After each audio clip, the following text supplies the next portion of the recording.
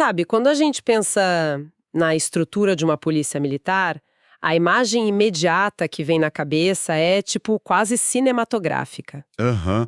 É aquela coisa bem imponente, né? Exato. É a viatura patrulhando as ruas à noite, aquele som da sirene rasgando o silêncio, a formatura impecável no pátio do quartel. Uma visão de ordem absoluta. Isso. Uma hierarquia tão rígida e bem definida que parece aquelas antigas falanges romanas. Cada um tem o seu lugar exato, o escudo protege o colega do lado. E a engrenagem avança como um bloco só. Exatamente.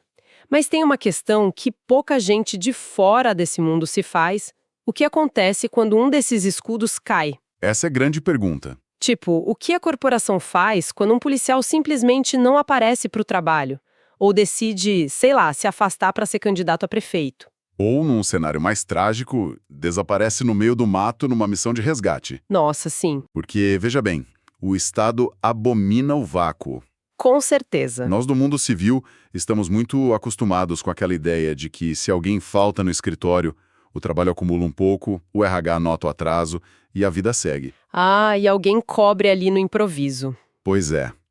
Mas numa instituição militar, que depende muito da matemática do efetivo, da escala numérica, um espaço em branco não é só um probleminha de recursos humanos. É uma falha na segurança pública, né? Exato, uma falha na armadura. A corporação não pode só dar de ombros e torcer pelo melhor. Eles precisam de mecanismos muito cirúrgicos para lidar com cada tipo de ausência. E é exatamente por isso que a nossa imersão de hoje promete mudar a forma como a gente olha para essas leis. Com certeza. Sejam todos muito bem-vindos a mais uma análise profunda. A missão de hoje é desbravar o Estatuto dos Militares do Estado do Maranhão. A Lei número 6.513, de 1995. Isso. Nós vamos focar cirurgicamente no título 4, capítulo 1. É a parte que trata das situações especiais. Dos artigos 106 ao 114. Exatamente. E olha, essa imersão foi desenhada sob medida para quem está se preparando para provas de concursos públicos. Um pessoal que está nos ouvindo com o caderno na mão vai aproveitar bastante. Aham. O objetivo aqui é pegar aquele juridiquês pesado e transformar em conhecimento prático, memorável e à prova daquelas pegadinhas de banca, sabe? Porque as bancas amam esses artigos. Mas a ideia não é fazer uma leitura monótona aqui. Não mesmo. Ninguém quer ouvir a gente lendo o inciso como se fosse bula de remédio. Pois é. Para entender essas regras de verdade e marcar o X na alternativa certa, tem que entender como o Estado protege a hierarquia e o próprio servidor nessas horas de exceção. Bom, então vamos desempacotar isso. Começando pelo artigo 106, que traz um conceito bem base, a chamada agregação. Um conceito fundamental. Que lendo o texto parece burocrático demais, mas eu gosto de pensar nisso como a lista de lesionados num time de futebol, o departamento médico. Uma boa analogia. Sabe, o jogador ainda é do time, tem um contrato, veste a camisa, mas não pode sentar no banco de reservas no dia do jogo. Porque o técnico precisa daquela vaga para alguém que possa entrar em campo e resolver. Isso. É mais ou menos essa a lógica do militar agregado. É exatamente isso. A agregação é tipo um pause na carreira. É uma suspensão temporária do lugar que ele ocupa na escala hierárquica. Ele dá um passo para o lado na fila. Exato. Ele deixa de ocupar a vaga no quadro dele e fica na situação de sem número. O relógio dele na fila principal trava. Mas ele continua sendo militar da ativa, certo? Na esmagadora maioria dos casos, sim. Ele não foi expulso, não se aposentou. Só cedeu o assento momentaneamente. Tá. E o que define o sucesso para quem vai fazer prova é dominar o que causa isso, né? Com certeza. Os gatilhos que forçam esse passo para o lado. A lei tem marcos temporais muito rígidos. E as bancas adoram confundir os prazos. Demais. Vamos pegar a questão da saúde, por exemplo. Um clássico. Se o militar sofre um acidente e precisa de licença para tratar da própria saúde, o Estado tolera. Mas não para sempre. Claro que não. Se a licença passar de 1 ano contínuo, ele entra na agregação. Tá, então saúde própria é mais de 1 ano. E se for para cuidar de familiar? Aí a urgência institucional é outra. O Estado diminui a tolerância. O prazo cai pela metade. Nossa. Se a licença para tratar de familiar passar de 6 meses, ele já é agregado. Saúde própria, 1 ano, familiar 6 meses.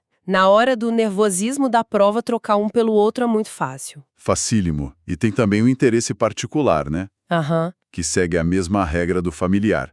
Passou de 6 meses de licença, agrega. Entendi. Agora, tem aquele outro universo de gatilhos que envolve o mundo civil, né? Cargos, política. Sim, e esse costuma ser o grande vilão nos casos concretos de prova. Imagina a situação. Um capitão recebe um convite do governador para assumir um cargo numa secretaria de Estado. Um cargo em comissão. Civil e temporário. Isso. No momento que ele toma posse, ele vai para a agregação.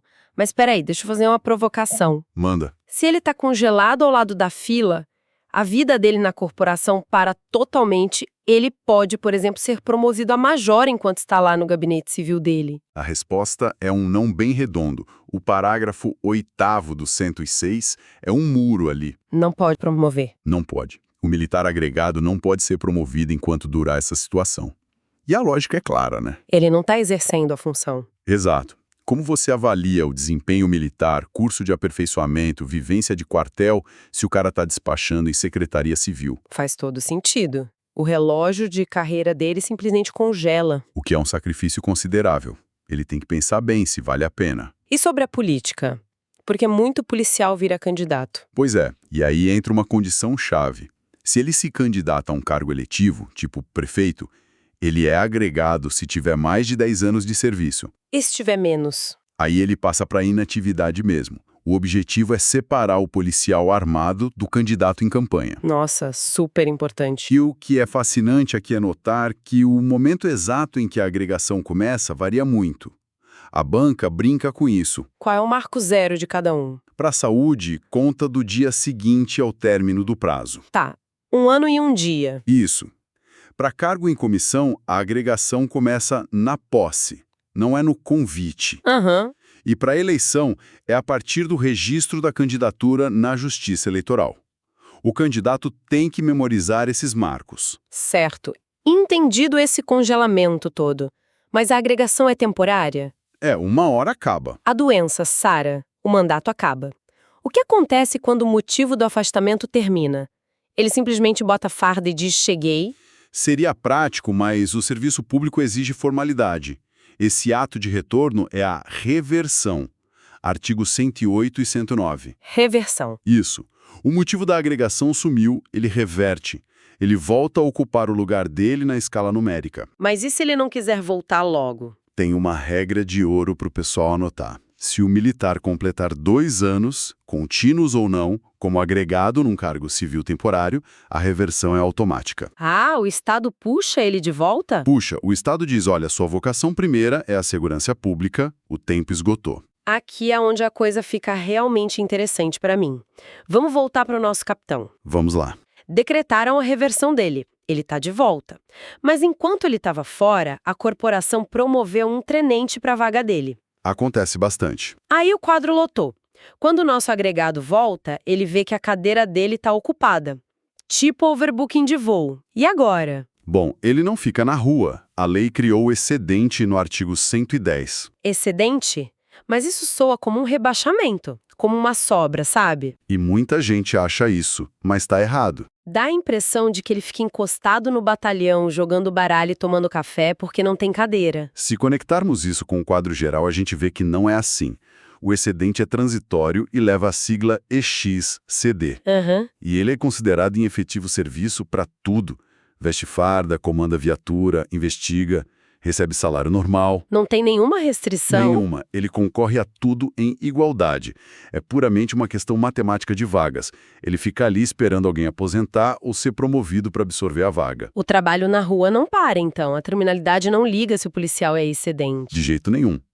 E tem outros casos que geram excedente, sabia? Tipo o quê? Promoção por bravura. O cara salva uma família numa enchente. Nosso heroísmo puro. O Estado promove ele na hora para sargento. Mas e se não tiver vaga de sargento naquele batalhão? Ah, ele não vai ser punido por ser herói e ficar sem a promoção. Exato.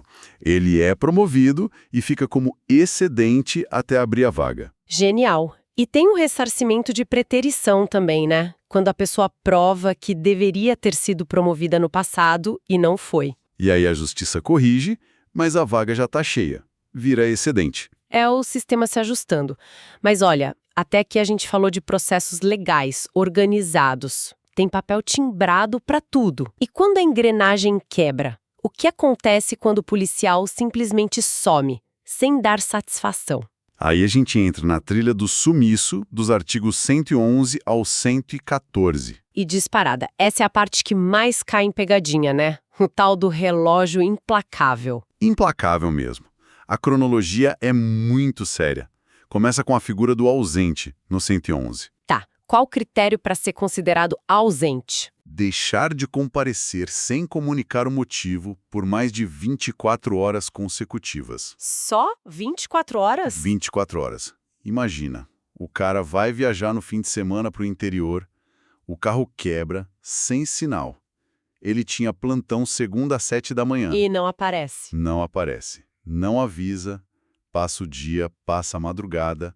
Terça-feira, 7h01 da manhã. Bateu mais de 24 horas consecutivas. Ele ganhou status de ausente. Nossa, mas tem coisa pior. Tem, porque o ausente é o primeiro passo para a deserção. É o artigo 112, né? Isso. O ausente passa a situação de desertor, que é regulado pelo Código Penal Militar. Aí já virou crime. Crime gravíssimo. Se ele ficar 8 dias ausente, é deserção. Deixa de ser só um BO no RH e pode dar prisão. O Estado entende que ele abandonou a farda. Muito pesado. Mas e se a ausência não for culpa dele? Como assim? Imagina que o policial se perdeu na mata amazônica durante uma operação, ou a viatura foi arrastada numa enchente. Ele não quis sumir. Isso levanta uma questão importante. O artigo 113. Se o militar está no desempenho de um serviço, viagem, calamidade, e o paradeiro é ignorado por mais de 8 dias consecutivos, ele é Desaparecido. desaparecido. 8 dias em missão oficial? Sim, mas tem a pegadinha máxima aí, no parágrafo único. Qual é? Ele só é considerado desaparecido se não houver nenhum indício de deserção. Ah, entendi. Tipo, se acharem uma carta de despedida na gaveta dele, muda tudo? Muda tudo. Mostra que ele fugiu de propósito. Aí não é desaparecido, é desertor. O mistério tem que ser involuntário. É um limbo terrível para a família. É agoniante. E se ele continuar desaparecido por muito tempo? Não pode ficar assim para sempre. Não pode. Aí entra o 114, o status de extraviado. Extraviado. E qual o prazo? Mais de 30 dias. Se ele ficar na situação de desaparecido por mais de 30 dias, vira oficialmente extraviado. As chances de retorno já são remotas. Caramba. E sabe o que eu percebi? Lembra da agregação lá no início? Os motivos para dar o passo para o lado? Quando o militar é declarado extraviado, o que acontece com a vaga dele? Olha só como as coisas se conectam. O extraviado passa a ser agregado. O ciclo se fecha. Perfeitamente. A corporação pega o nome dele, congela do lado de fora e abre a vaga original. Porque não dá para deixar a posição vazia. A segurança da população não pode esperar. Então, para a gente resumir para os estudantes que estão anotando, a linha do tempo é: sumiu sem explicação por mais de 24 horas. Ausente. Sumiu em missão sem sinal de fuga por mais de 8 dias. Desaparecido. Continuou desaparecido por mais de 30 dias. Extraviado. Anos para reversão automática. São números que decidem a prova. E eu deixo uma reflexão provocativa sobre isso. Pode mandar. A gente poderia perguntar por que a lei é tão drástica. Uma empresa civil não trata 24 horas de atraso com o peso de um crime iminente. No civil, no máximo, dá uma advertência, né? Exato. Mas na segurança pública, a extrema rigidez reflete uma realidade dura. A ausência de um único policial no plantão quebra a integridade da equipe. Fica faltando cobertura numa abordagem. Falta motorista numa perseguição. Essa ausência pode custar a ordem pública e, pior, a vida de cidadãos. Entender o peso letal da ausência ajuda a entender por que o militar não é um servidor público comum. Caramba! Uma baita perspectiva para fechar o assunto. Faz a burocracia ter sentido prático, né? Total. Pessoal que acompanha a gente, revisem as anotações. A chave para o sucesso na prova é entender o porquê das regras e não só decorar números soltos. Vão resolver questões da banca agora que o conceito está fresco. É isso aí, um grande abraço, continuem buscando conhecimento e até a nossa próxima análise profunda. Até lá, bons estudos!